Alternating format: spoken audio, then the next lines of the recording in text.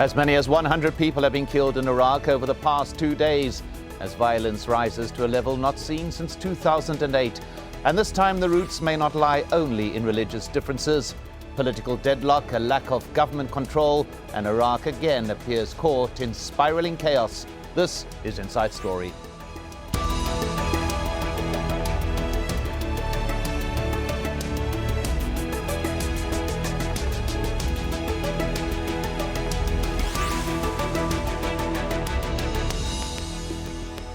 Hello and welcome to the program. I'm Mike Hanna.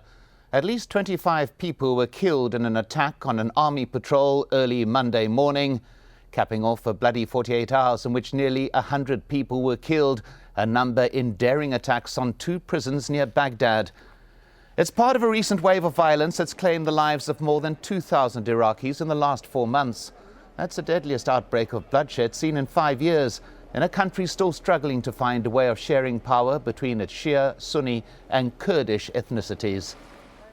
American troops completed their formal withdrawal from Iraq in late 2011. Not long after, the country's unity government was thrown into turmoil when an arrest warrant was issued for Sunni Vice President Tariq al-Hashimi.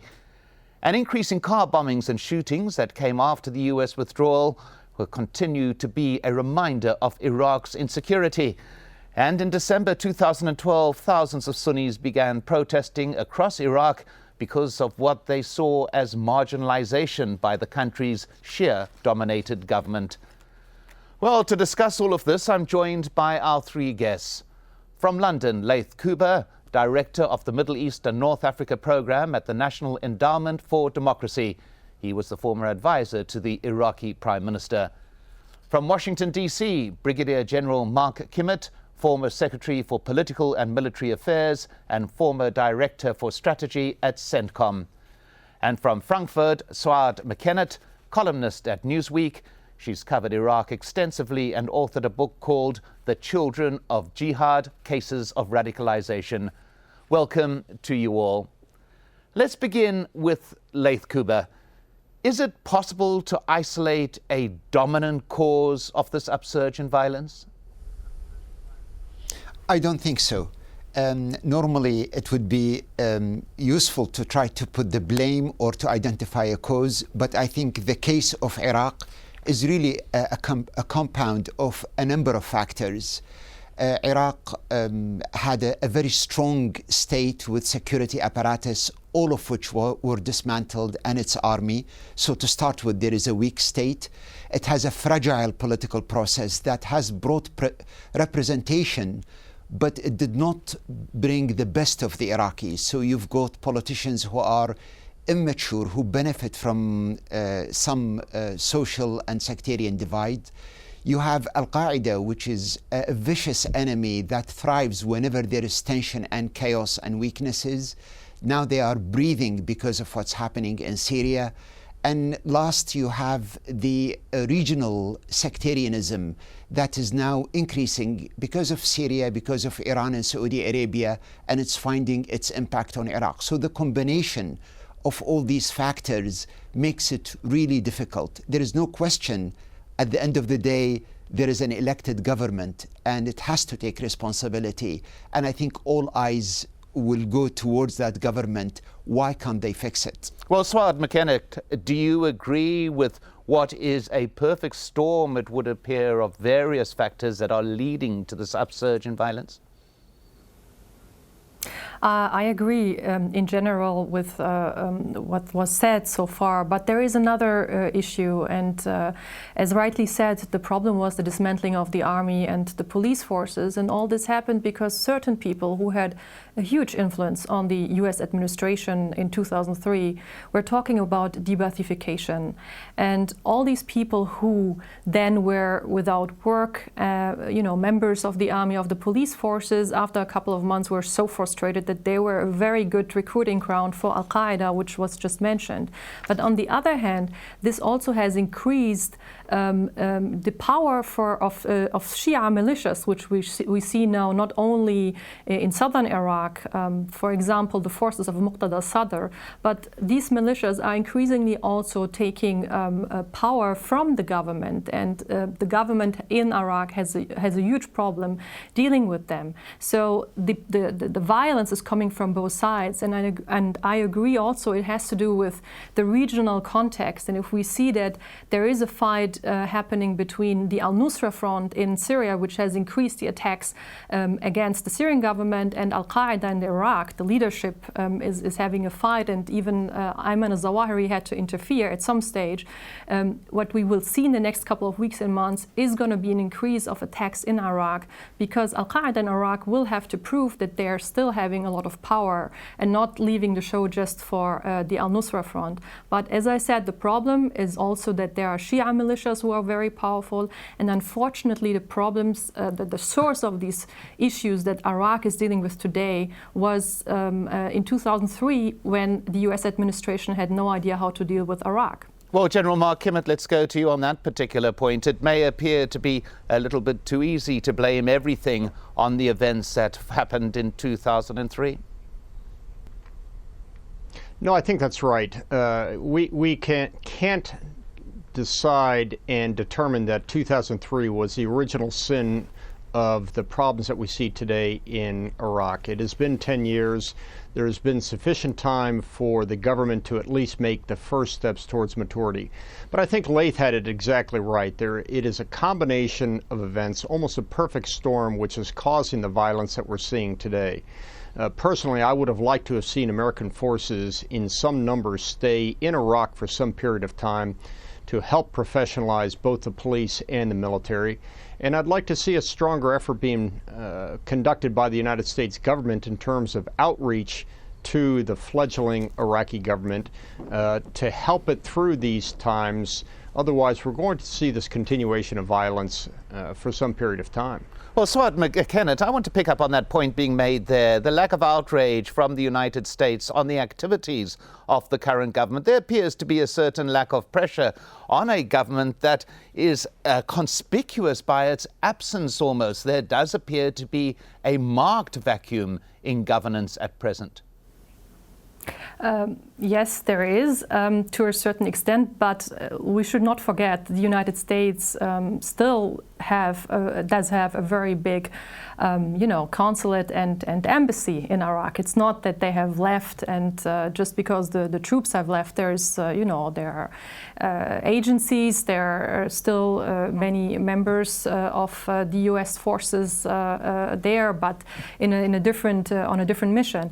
Now, the reason, or there are different speculations why this is, why there isn't more pressure on the Iraqi government to basically also involve more Sunnis in governance, which might help to decrease some of these violations.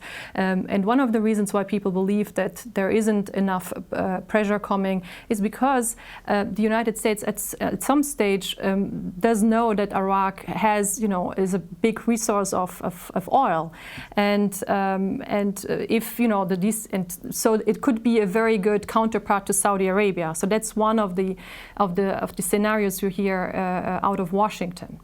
Well, Laith Kuba, this issue of a vacuum in governance, what part is this playing? The lack of any clear direction. There was a partially successful election held. It was no problem with the democratic process. There was a problem with, first of all, forming a government, and secondly, keeping that government together. Well, yes, we had a process. One can argue it wasn't the best. One can argue about its timing, but no question there was a process. But a process is not sufficient.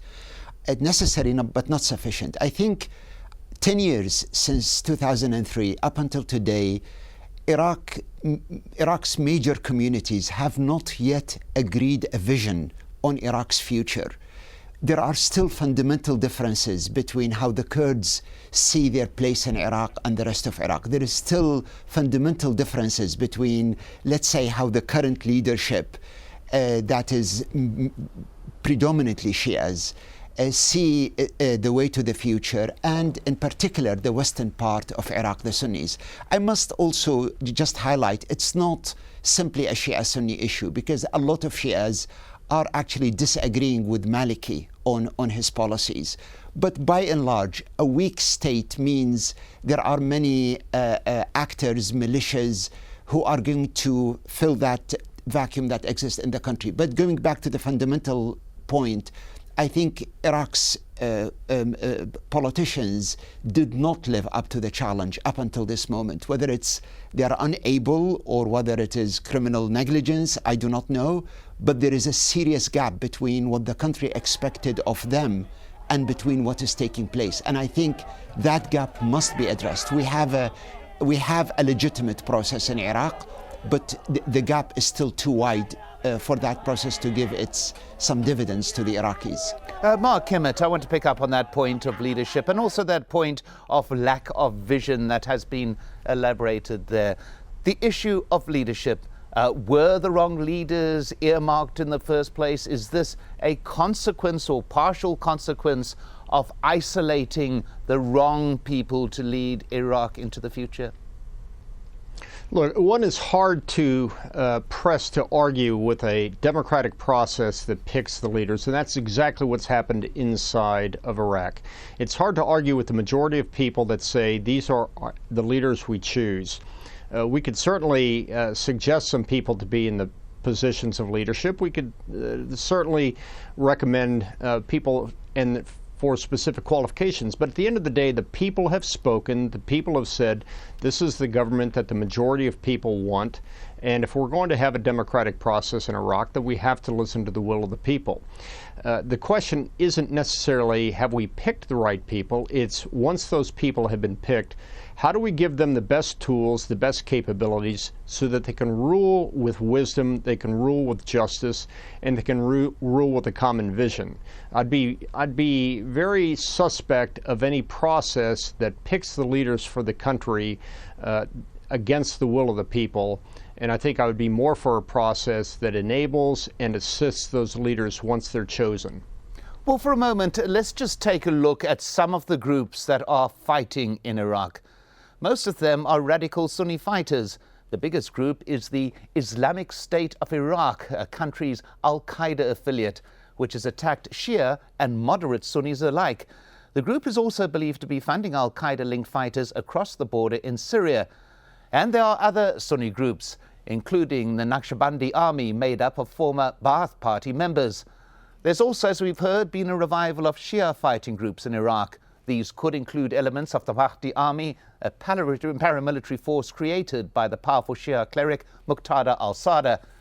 So on the face of it, this is sectarian. But as I mentioned there, al-Qaeda in Iraq, for example, has attacked what it regards as moderate Sunnis as well as Shia. So it is just too simple to see it as pure religious differences, is it not, Souad Mekhennet? Yes, and it leads me actually back to your previous question when you asked about the leadership and who picked it. I agree with the general that at a certain time, then the Iraqis, to a certain extent, at least those who were able to go and vote, voted for their government. But if we go back into 2003, and we all agree that this was where the problems actually started. In 2003, there were certain people, such as Ahmed Shalabi, for example, who were picked by members of the US administration as advisors, and who had a huge saying in how this country then was built and the whole de-Baathification process. That's just one side note, which leads to what you just asked. No, it's not only at the beginning, it wasn't just a religious matter, but it became one, because it's very easy for people to use religion or to use the differences, sectarian differences. There are many emotions, there are a lot of emotions you can play with, also to recruit on both sides. And this is where we are. And it's no longer just an Iraqi issue. It is becoming increasingly also an issue in the whole region. Not only Syria, we see an increasing influence of the Mahdi army that you mentioned on Bahrain, for example, where they're trying to have more influence on some members of the opposition. And Ahmed Shalabi is also playing their role. So it's no longer just an Iraqi issue. It's becoming increasingly an issue for the whole region. And I think it's important to be aware of the mistakes that have been made in the past so we can make sure they don't happen in the future. Well, remembering as well that Iraq is bordered by 6 countries, so obviously a fulcrum of events that happen around it. But we heard recently from the Iraqi Prime Minister Nouri al-Maliki admitting that it is very difficult to police that border between Iraq and Syria, for example. Groups have been moving across it with weapons. Groups have been coming back across it with weapons, both Sunni and Shia fighting groups. Mark Kimmitt, this issue of Syria, what is happening in Syria appears to be fueling what is happening in Iraq, and vice versa. The conflicts appear to be feeding off each other increasingly. No, they certainly do. I met with Bashar al-Assad in 2004. At that time, we were concerned because Damascus was being used as a way station for radical Islamists coming into from Syria into Iraq to kill Iraqis, to promote violence. And we're seeing more and more of that happening yet again 8 years later, 9 years later. It is very, very difficult to police that border. It's large stretches of open terrain. And I think that rather than try to build a 1,000-mile wall along the border to try to prevent the flow, there has to be more work done inside of Syria to solve the problems within the political caste within Syria before we see any type of solution inside of Iraq. As long as there's a problem in Syria, as long as there's conflict in Syria, inevitably that's going to be spilling over into the western provinces of Iraq, and inevitably that spillover is going to have consequences to instability inside of Iraq. Well, I want to pick up on a point that was made a little bit earlier by Souad Mekhennet and go to you, Laith Kuba, with it. And that is that issue of Syria, what's happening in Syria, what's happening in Iraq. Now, we mentioned al-Qaeda in Iraq under Abu Bakr al-Baghdadi, but they are involved in a conflict within Syria, it would appear, increasing with Jabhat al-Nusra. So we see here a Sunni on Sunni conflict emerging from events in Iraq. This type of confusion just adds to the chaos, does it not?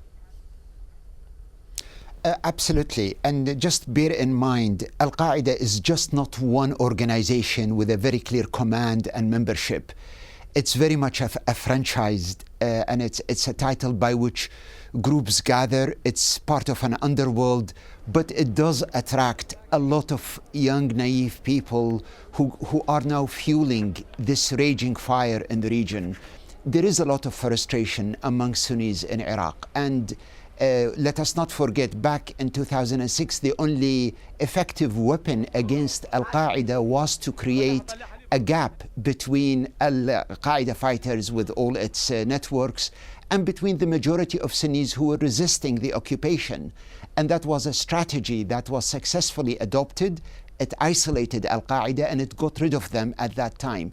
Today, unfortunately, because of the events in Syria, we're seeing a return not only of one group, but of many, many groups who see a lawless land, plenty of arms, plenty of opportunities, and they're just going to grow and create havoc not only in Syria but in Iraq. I just want to emphasize that unfortunately I do not see a light at the end of the tunnel on Syria, and hence I see a constant feed-in of these fighters back and forth from Iraq to Syria and the other way around. And as I said, it's very bad news for Iraq. Your view on that, Mark Kimmitt?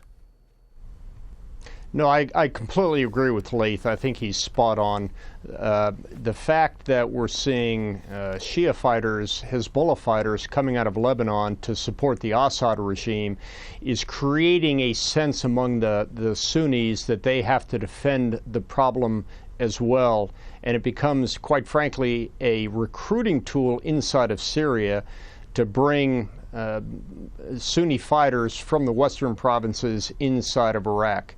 They fight inside of Syria, they bring that capability back inside of Iraq, and then that capability is then used against the central government inside of Iraq. It feeds itself. The problem goes both ways, and we're going to be seeing until there is a resolution of the problem inside of Syria, the consequences of what's happening in Syria are going to be felt inside of Iraq.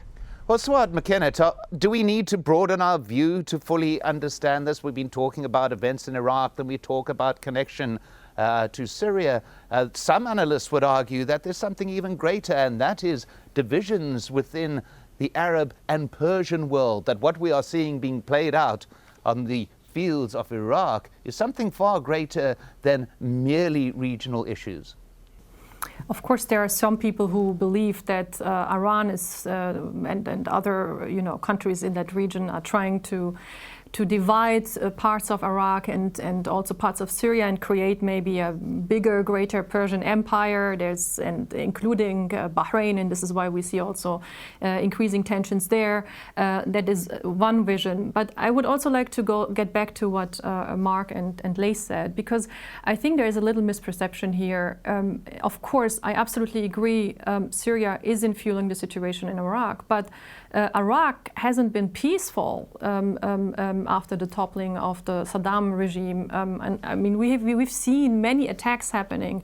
It's increasing now because of the situation in Syria, but it wasn't the case that it has been peaceful there in the last couple of months. There were many attacks, but actually out of the media radar, unfortunately. So this is not a situation that is now just happening out of the sudden again. It's increasing, but it was there. The problem has been there for quite some time. But yes, absolutely, I agree. There is maybe also a regional situation plays in there, and the interests of Iran and the interests of Saudi Arabia or Qatar, as a matter of fact. Well, Laith Kuba, I'd like you to pick up on that particular point. Well, Iran is projecting its power in the region. I think that has been the case in the last 10 years, 15 years. It wants a bigger say and a bigger role. And it has built influence both in Iraq, in Lebanon, and it has strategic alliance with Syria. And of course, Iran feels currently exposed and threatened by what's happening in Syria, and it's going to consolidate its influence. That's just an instinct. At the same time, I think Saudi Arabia feels also exposed by the Arab Spring and all the events that are taking place, and they feel this might come home. They feel also the exposure with Iran. And if I may add also the US, let's say, a passive posture in the region, the fact they're no longer strongly felt in the region. All this gives a lot of regional players in the Middle East a sense that they need to step in and fill the vacuum, because currently, like, there is no strong power filling the vacuum in a big way. And I think everybody is more or less now, those big powers, Saudi Arabia, Iran, to some extent Turkey and Israel, they're all trying to, for various reasons, try to make their presence felt and fill the vacuum. And a country like Iraq falls very much a victim to that competition of influence. Well, we've moved from speaking about a vacuum of power within Iraq to a vacuum of power within the greater region, largely because of that small passive posture, as mentioned there by Laith Kuba, adopted by the United States. Mark Kimmitt, how dangerous is this vacuum of power in the wider scheme of things, not just in one state? No, I think there's a tremendous danger, this notion of a pivot to the Far East, that somehow the Middle East has no longer become consequential to the domestic interests of the United States, is a very, very dangerous notion for this administration to be taking. The fact is that the United States has been for years and years a pillar of stability for the region. It hasn't been perfect at it, and it hasn't, in fact, many ways hasn't been good at it. But when the United States, as a matter of policy, decides to absolve responsibility for the consequences inside the Middle East, I think that that's been a tremendous danger, and it's been, in many ways, a feeding, an amplification of the problems inside. Because, as Laith said, when the countries can no longer depend on the United States to come in to try to provide a stabilizing role, when the United States doesn't want to be a factor in the situation, then other countries will have to take actions that they feel is in their national interests, which may not be in the national interest or the international or regional interests. Well, at that point, thank you to our guests, Laith Kuba, Brigadier General Mark Kimmitt, and Souad Mekhennet. And thank you for joining us on this edition of Inside Story. If you want, send us your feedback by email to insidestory@aljazeera.net. I'm Mike Hanna. Goodbye for now.